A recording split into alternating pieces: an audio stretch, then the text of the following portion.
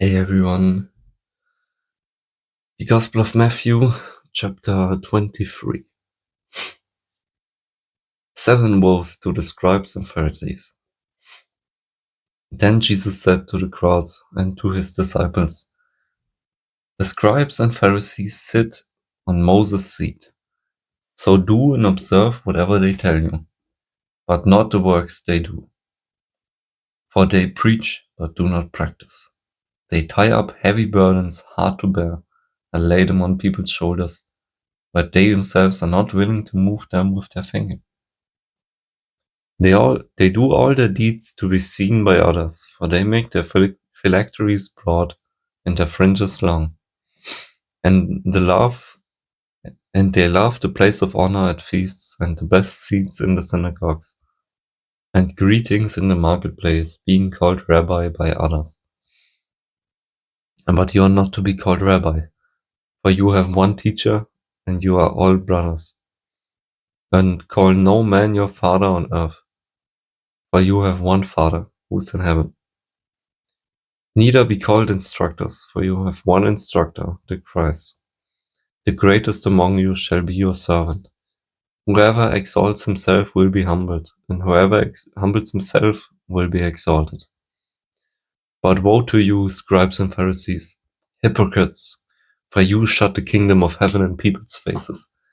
For you neither enter yourselves, nor allow those who would enter to go in.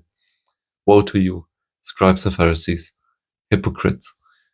For you travel across sea and land to make a single proselyte, and when he becomes a proselyte, you make him twice as much a child of hell as yourself. Woe to you, blind guides, who say, if anyone swears by the temple, it's nothing, but if anyone swears by the gold of the temple, he is bound by his oath. You blind fools, for which is greater, the gold or the temple that has made the gold sacred? And you say, if anyone swears by the altar, it is nothing, but if anyone swears by the gift that is on the altar, he is bound by his oath. You blind man, for which is greater, the gift or the altar that makes the gift sacred? So whoever swears by the altar swears by it and by everything on it, and whoever swears by the temple swears by it and by him who dwells in it. And whoever swears by heaven swears by the throne of God, and by him who sits upon it. Woe to you, scribes and Pharisees, hypocrites! For you tithe mint and dill and cumin, and have neglected the weightier matters of the law, justice and mercy and faithfulness. These you ought to have done without neglecting the others, you blind guides, straining out a net and swallowing a camel. Woe to you, scribes and Pharisees, hypocrites! For you clean the outside of the cup and the plate, but inside they are full of greed and self-indulgence.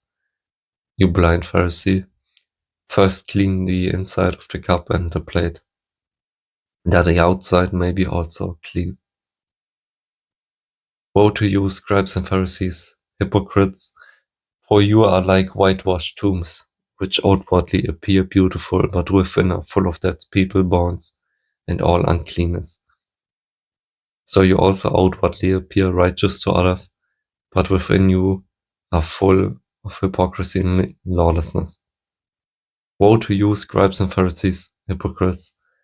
For you build the tombs of the prophets, and decorate the monuments of the righteous, saying, if we had lived in the days of our father, we would not have taken part with them in shedding the blood of the prophets.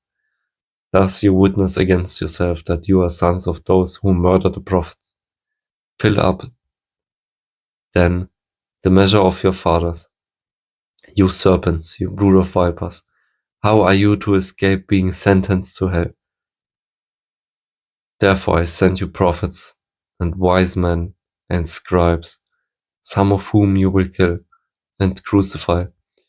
Some of you will flog in your synagogues and persecute from town to town, so that on you may come all the righteous blood shed on earth, from the blood of righteous Abel to the blood of Zechariah the son of Barachiah, whom you murdered between the sanctuary and the altar.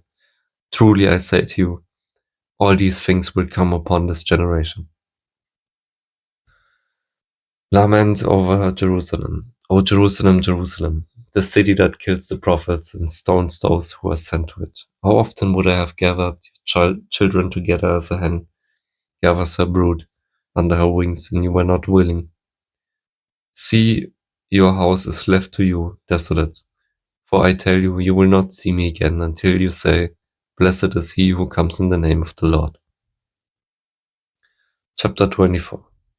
Jesus foretells destruction of the temple. Jesus left the temple and was going away when his disciples came to point out to him the buildings of the temple. But he answered them, You see all these, do you not? Truly I say to you, there will not be left here one stone upon another that will not be thrown down. Signs of the end of the age. As he sat on the Mount of Olives, the disciples came to him privately, saying, Tell us, when will these things be, and what will be the sign of your coming and of the end of the age? And Jesus answered them, See that no one leads you astray, for many will come in my name, saying, I am the Christ, and they will lead many astray. And you will hear of wars and rumors of wars. See that you are not alarmed, for this must take place. But the end is not yet. For nation will arise against nation, and kingdom against kingdom, and there will be famines and earthquakes in various places. All these are but the beginning of the birth pains. Then they will deliver you up to tribulation and put you to death, and you will be hated by all nations for my name's sake. And then many will fall away, and betray one another and hate one another. Many false prophets will arise and lead many astray. And because lawlessness will be increased, the love of many will grow cold. But the one who endures to the end will be saved, and this gospel of the kingdom will be proclaimed throughout the whole world as a testimony to all nations, and then the end will come. The abomination of desolation. So when you see the abomination of desolation spoken by the prophet Daniel standing in the holy place, let the reader understand. Then let those who are in Judea flee to the mountains. Let the one who is on the housetop not go down to take what is in his house, and let the one who is in the field not turn back to take his cloak. And alas, for women who are pregnant and for those who are nursing infants in those days, pray that your flight may not be in winter or on a Sabbath. For then there will be great tribulation, such as has not been from the beginning of the world until now. No, never will be. And if those days had not been cut short, no human being would be saved. But for the sake of the elect, those days will be cut short. Then if anyone says to you, Look, here's the Christ, or there he is, do not believe it. For false Christs and false prophets will arise and perform great signs and wonder, so as to lead astray, if possible, even the elect. See, I have told you beforehand, so if they say to you, Look, he is in the wilderness, do not go out. If they say, Look, he is in the inner rooms, do not believe it. For as the lightning comes from the east, and shines as far as the west, so will be coming of the sun. Wherever the corpse is, there the vultures will gather. The coming of the Son of Man. Immediately after the tribulation, those days, the sun will be darkened, and the moon will not give its light, and the stars will fall from heaven, and the powers of the heaven will be shaken. Then will appear in heaven the sign of the Son of Man, and then all the scribes of the earth will mourn, and they will see the Son of Man coming on the clouds of heaven with power and great glory. And he will send out his angels with a loud trumpet call, and they will gather his elect from the four winds from one end of heaven to the other. The lesson of the fig tree. From the fig tree learn its lesson. As soon as its branches become tender and puts out its leaves, you know that summer is near. So also when you see all these things, you know that he is near. At the very gates, truly I say to you, this generation will not pass away until all these things take place. Heaven and earth will pass away, but my words will not pass away. No one knows the day and hour.